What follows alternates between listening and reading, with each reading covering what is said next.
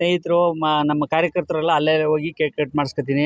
ಹಂಗೆ ಬಡವ್ರ ಮಕ್ಳಿಗೆ ಏನಂತ ಒಂದು ಸ್ವಲ್ಪ ಅನುದಾನ ಅವೆಲ್ಲ ಇಟ್ಕೊಂಡಿದ್ದೀವಿ, ಅವೆಲ್ಲ ಕ್ಲಿಯರ್ ಮಾಡಿ ಅವರು ಮೊದಲು ಪ್ರತಿಗೆ ನೀಡ್ಲಿ, ಆಮೇಲೆ ಅದಕ್ಕೆ ನೀಡ್ತೀವಿ ನಾವು.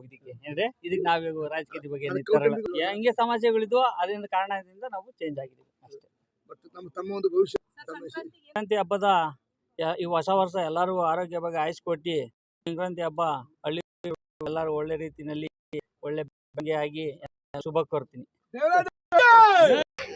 ಜನವರಿ 5ನೇ ತಾರೀಕು ಉಳ್ಳಾಳ ಎಲ್ಲ ಸ್ನೇಹಿತರು, ಬಂಧುಗಳು ಹಾಗೂ ಎಲ್ಲ ಹಿತೈಷಿಗಳು ದೇವರಾಜಣ್ಣ ಹುಟ್ಟುಹಬ್ಬವನ್ನ ವಿಜೃಂಭಣೆಯಿಂದ ಆಚರಣೆ ಮಾಡ್ತಾರೆ. ಸಾಮಾನ್ಯವಾಗಿ ಹುಟ್ಟುಹಬ್ಬದ ದಿನ ದೇವಸ್ಥಾನಗಳಿಗೆ ಹೋಗಿ ದೇವರ ಕೈ ಮುಗ್ದು ಅವತ್ತಿನ ದಿನನಿತ್ಯದ ಕಾರ್ಯಕ್ರಮಗಳಲ್ಲಿ ಪಾಲ್ಗೊಂಡು ಬೆಳಗ್ಗೆಯಿಂದ ಸಂಜೆ ತನಕ ಕಾರ್ಯಕರ್ತರು, ಮುಖಂಡರುಗಳು, ಸ್ನೇಹಿತರುಗಳು, ಬಂಧುಗಳು, ಹಿತೈಷಿಗಳೆಲ್ಲ ಆಚರಣೆ ಮಾಡುವಂಥ ಸ್ಥಳಗಳಿಗೆ ಭೇಟಿ ನೀಡಿ ಹುಟ್ಟುಹಬ್ಬನ ಆಚರಣೆ ಮಾಡ್ಕೊತಾರೆ.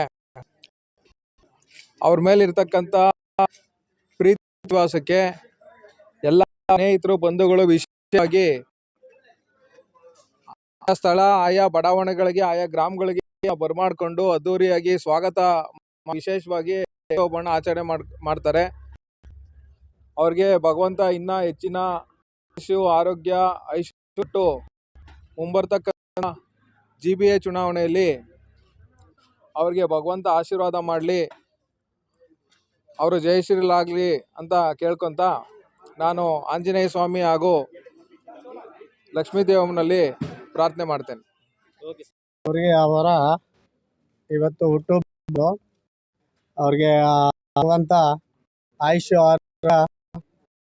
ಜಯ ಕೊಟ್ಟು ಕಾಪಾಡಲಿ, ಒಳ್ಳೆ ಆಗಲಿ ಅಂತ ಕೇಳ್ಕೊಳ್ತಾ, ಈ ರೀತಿ ಮುಂದಕ್ಕೂ ಬಡಬಗ್ಗರು ನೋಡಿ ಆಲ್ರೆಡಿ ಬಡಬಗ್ಗರಿಗೆ ಹೆಲ್ಪ್ ಮಾಡ್ತಾರೆ, ಮತ್ತೆ ಮುಂದೆ ಮಾಡಲಿ, ರಾಜ್ ಅವ್ರಿಗೆ ಶಕ್ತಿ ಕೊಡ್ಲಿ ಅಂತ ಕೇಳ್ಕೊಳ್ತಾ ಹುಟ್ಟುಹಬ್ಬದ ಶುಭಾಶಯಗಳನ್ನ ತಿಳಿಸೋದಕ್ಕೆ ಇಷ್ಟಪಡ್ತಾ ಇದ್ದೀವಿ.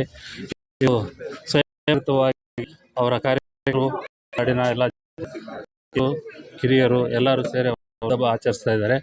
ಹೀಗೆ ನಡ್ಕೊಂಡು ಹೋಗಿ ಹೇಳ್ತಾ ಭಗವಂತರ ಹೆಸರು ಕೊಡಲಿ ಅಂತ ಹೇಳ್ತಾ ಹುಟ್ಟಿದ ಹಬ್ಬದ ಆರ್ಥಿಕ ಶುಭಾಶಯ ಹೇಳ್ತಾ